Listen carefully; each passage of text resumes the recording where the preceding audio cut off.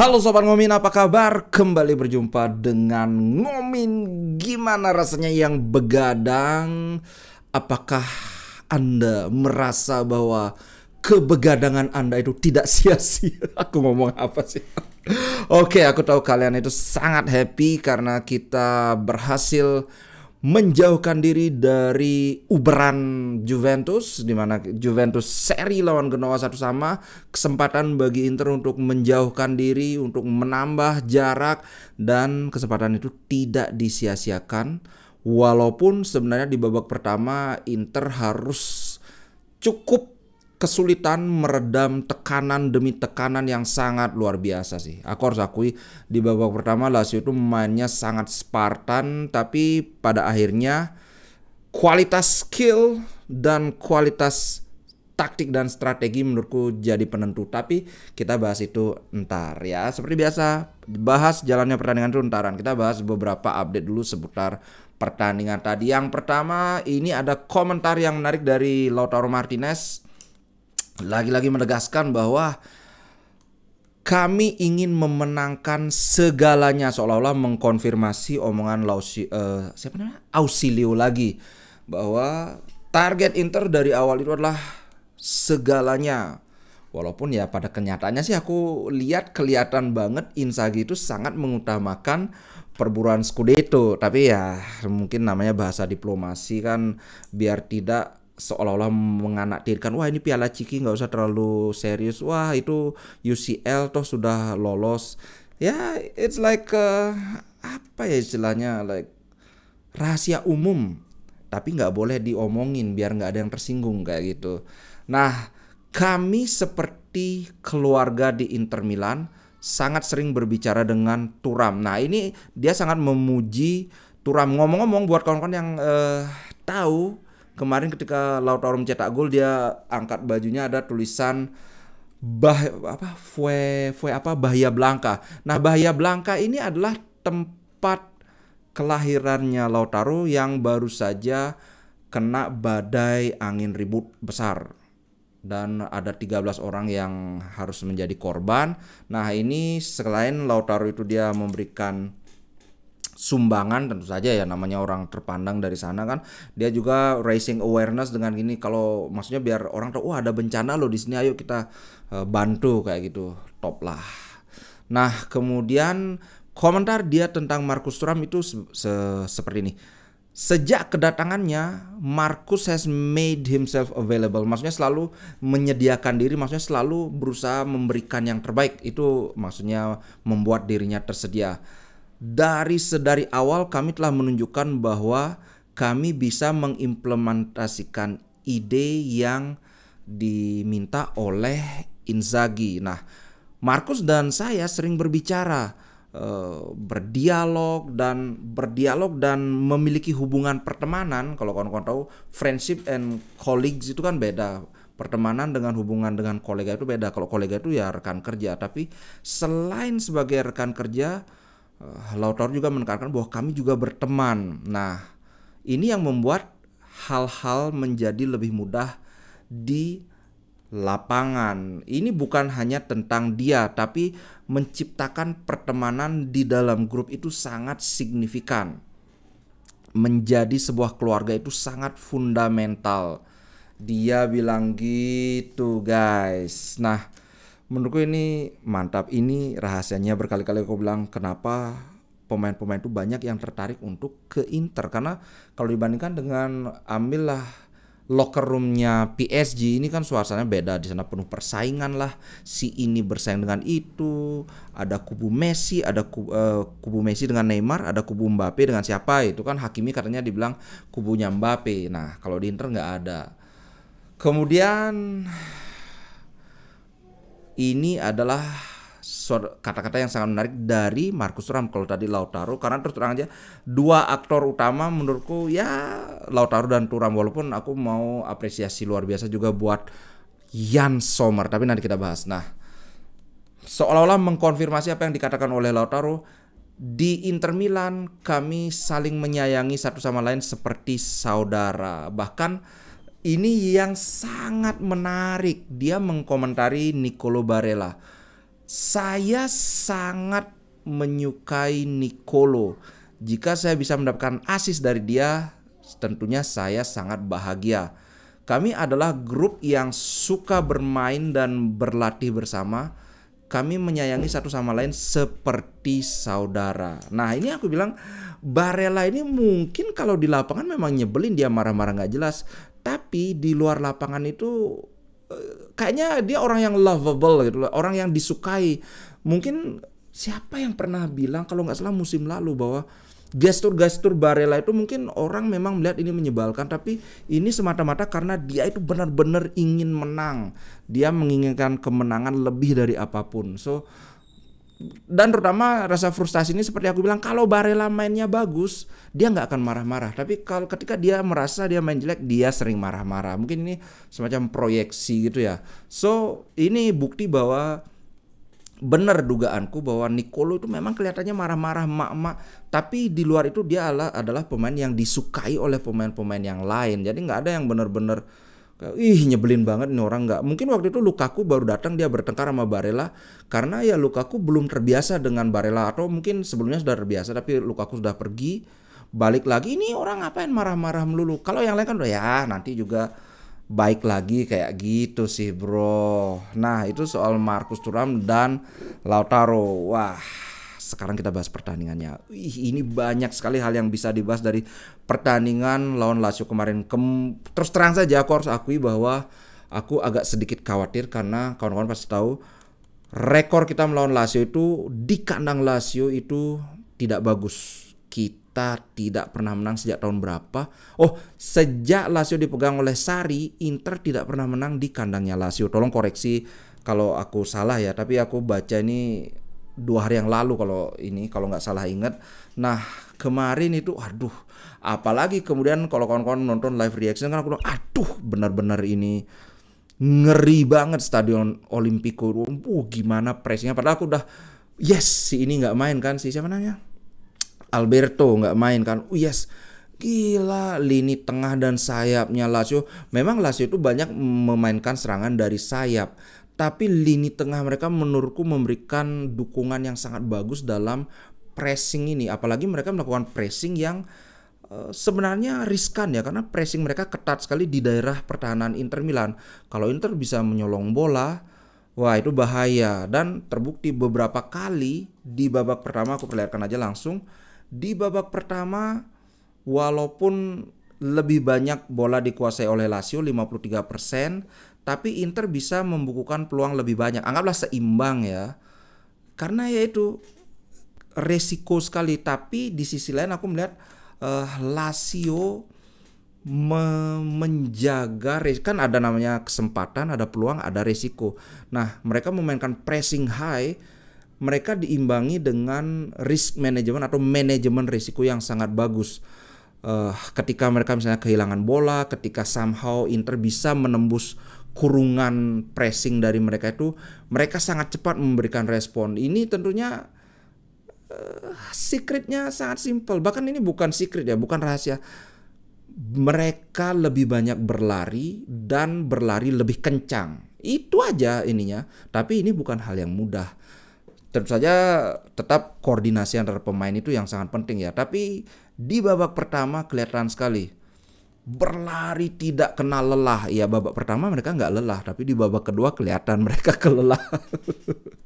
Nah kalau kawan-kawan ingat kan aku bilang pressingnya gila-gilaan Lazio. Kalau Inter bisa menahan di babak pertama itu 0-0, ini sama dengan pertandingan lawan siapa ya klub, pokoknya sama. Di babak pertama mereka press. Inter bisa menahan sampai tidak kebobolan. Di babak kedua gantian. Nah ternyata bahkan lebih bagus lagi. Di babak pertama dia melakukan kesalahan. Nah ngomong-ngomong kesalahan itu ternyata bukan dari Gila, tapi siapa ya aku lupa pokoknya. Tapi Marusic, si Gila itu dia melakukan kesalahan adalah dia yang ngasih petunjuk ke Marusic ini untuk kayak umpan ke sana gitu. Nah, si pemain ini tanpa melihat langsung saja dia ngikutin. Dan ini dikritik juga oleh Mario Susari. Tetap aja dia salah gitu, dia intinya ngomong, karena kamu harusnya kasih umpan kalau kamu bisa ngelihat jalur umpannya itu aman, bukan karena temenmu yang ngasih petunjuk umpan ke sana.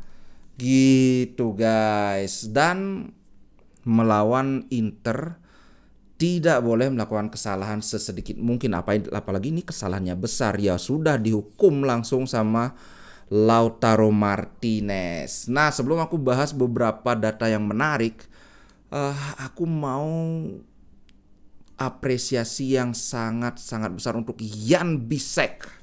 Ini dia Jan Bisek. Oke, aku ini kan biar kelihatan ya. Ya, ini Jan Bisek. Luar biasa sih menurutku Jan Bisek.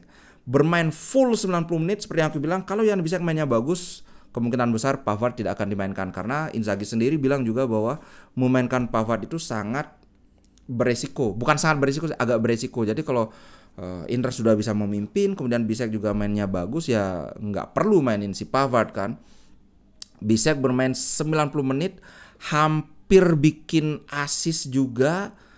Ini dia lihat, dia melakukan 2 clearance, kemudian melakukan 1 tackle dan berduel berkali-kali duel, 7 kali, 4 kali dia menangkan, lebih dari separuhnya lah ya.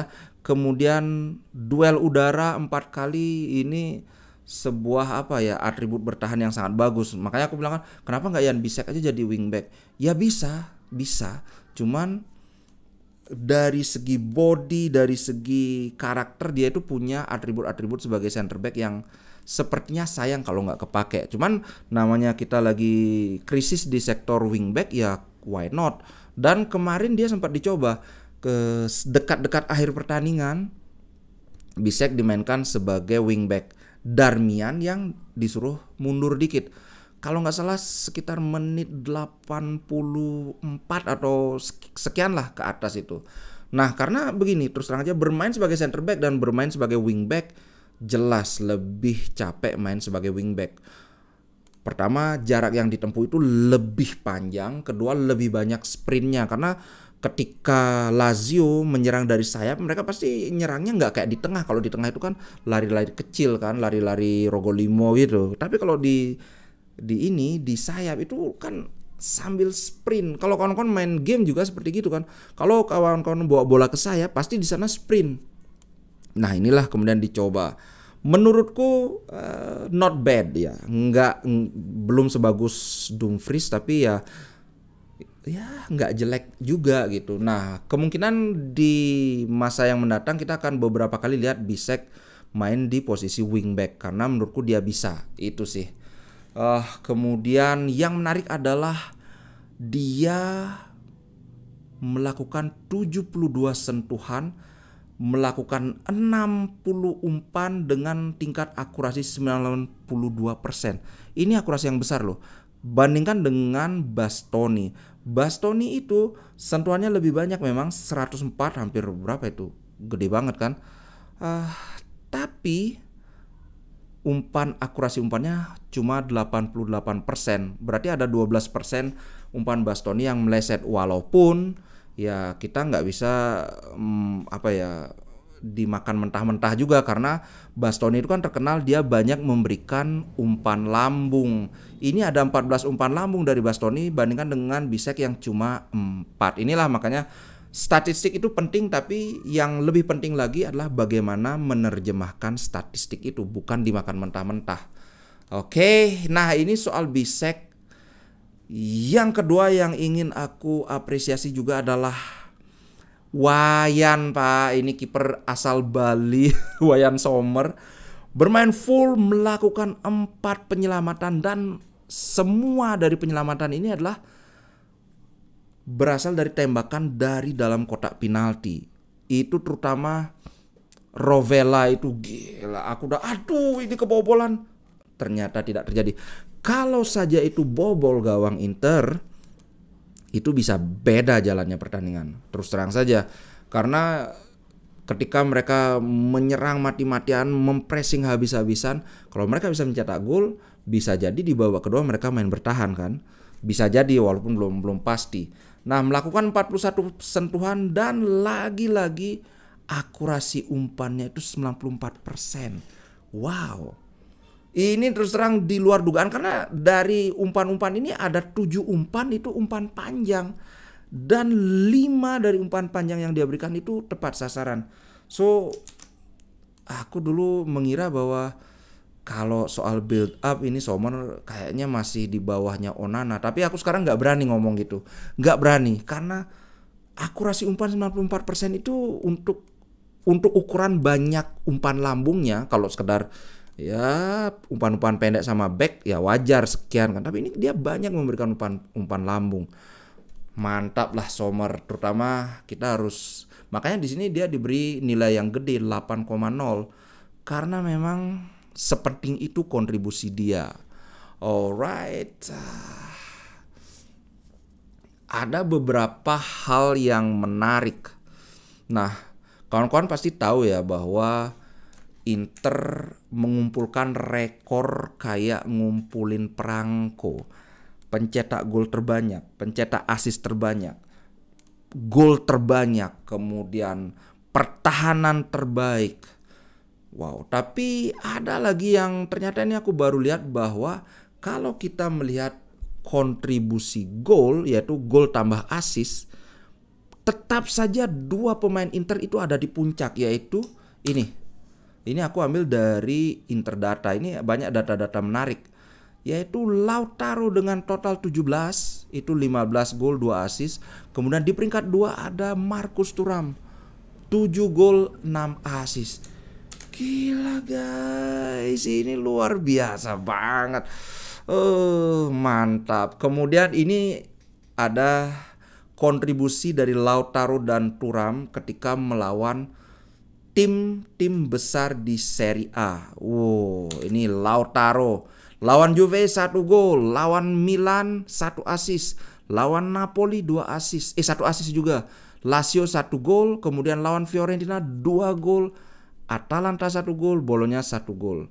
Kemudian Thuram juga mirip-mirip, 1 assist lawan Juve, kemudian 1 gol lawan Milan, kemudian lawan Roma 1 gol, lawan Napoli 1 gol, lawan Lazio 1 gol, lawan Fiorentina. Wih, ini salah satu performa yang mungkin salah satu yang terbaik dari Thuram.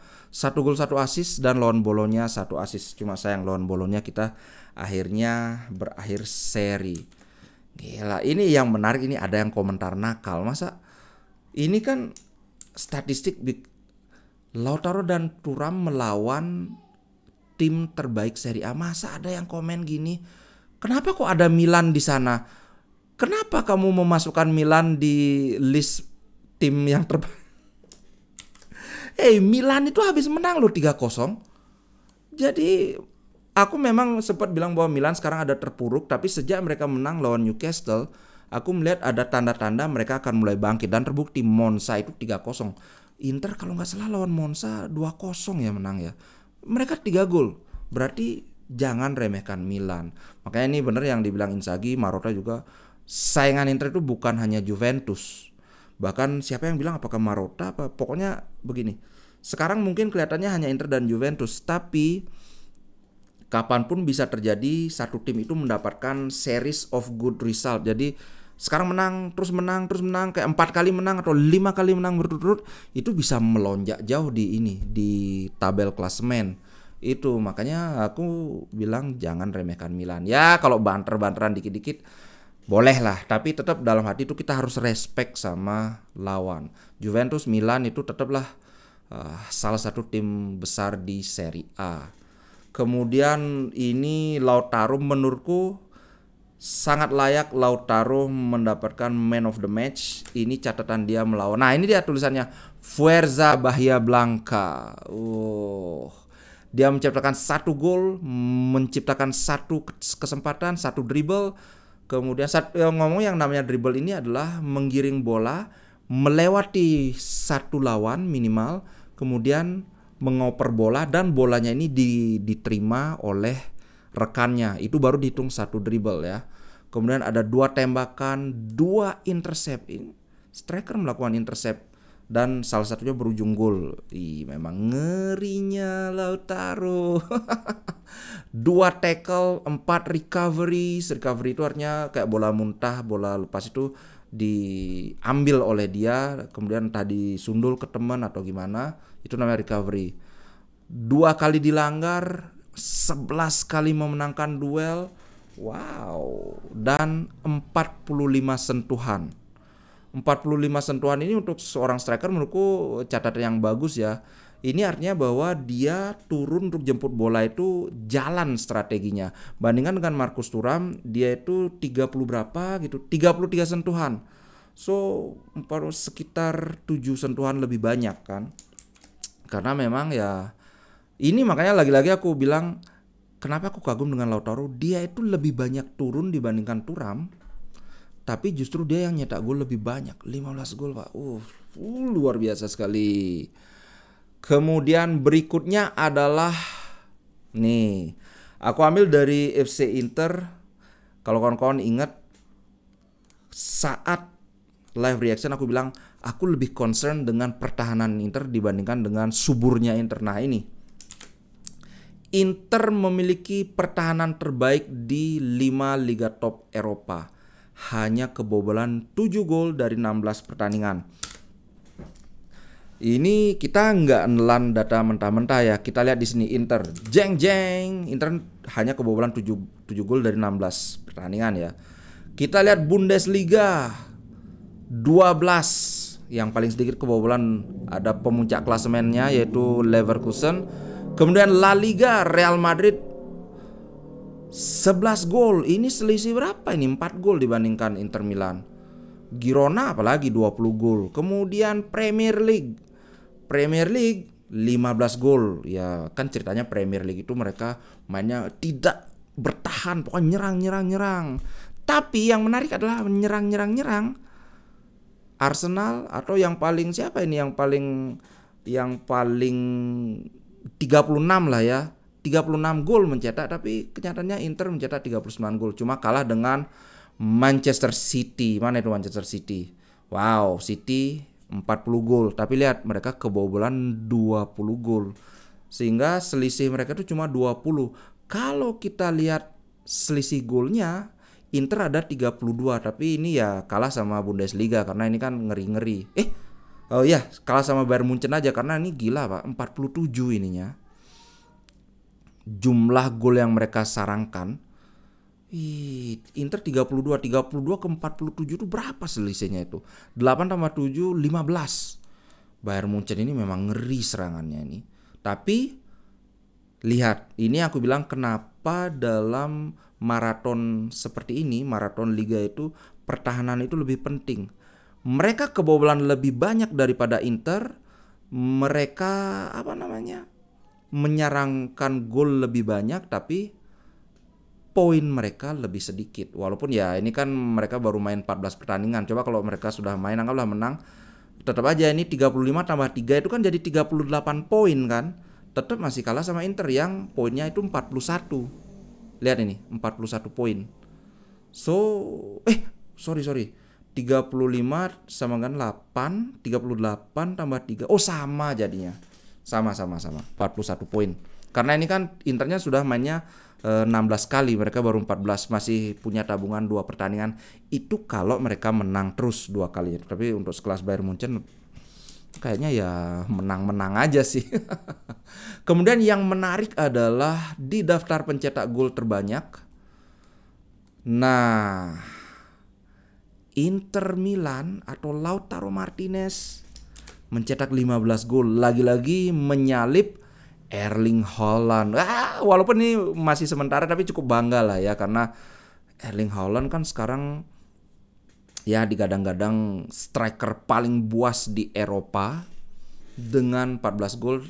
Kenyataannya Lautaro sudah mencetak 15 gol. Bahkan kalau kalian lihat Liga 1, kok kayak Liga Indonesia ya, Kylian Mbappe 16 gol. Ini harganya Kylian Mbappe ini berapa? 200 juta, 300 juta. cuma mencetak gol 16 ke 16. Jadi satu gol saja lebih banyak dibandingkan Inter. Padahal kawan-kawan tahu kelasnya Liga Prancis dengan kelasnya Liga Italia itu bagaimana. Pertahanan tim-tim Liga Prancis dibandingkan pertahanan tim-tim Liga Italia itu bagaimana. Kemudian PSG ini kan tim sultan yang bertabur bintang itu, yang levelnya itu kan sangat jauh dibandingkan tim-tim lain di Liga Prancis. Bandingkan dengan Inter kan, ya Inter tidak sekaya itu, tapi dia hanya bisa mencetak satu gol lebih banyak dibandingkan Lautaro. Ya ini kan bisa jadi sumber kebanggaan juga, tapi tentu saja tidak menjadikan kita takabur. Karena di Liga Champion harus diakui, Liga Champion Lautaro lumbung golnya belum sebagus di Liga. Alright. Nah, sepertinya itu dulu untuk konten kali ini. Ini sudah lumayan lama. Nah, kawan-kawan gimana? Nanti malam apakah kita live bacot atau kita bubuk di rumah masing-masing saja? Tolong di ini ya, tolong di komen. Kalau banyak kawan-kawan yang ingin ada live bacot, ya udah aku usahakan nanti kita live. Biasanya jam 10.15 atau mungkin 10.30 lah, biar kawan-kawan yang di WIB di Indonesia bagian barat itu kan udah setengah 10, kan keluarganya sudah pada tidur, jadi bisalah nonton, ngobrol tanpa mengganggu waktu dengan keluarga masing-masing gitu sih bro. Oke, itu aja dulu untuk konten kali ini. Sampai jumpa di konten berikutnya. Ciao.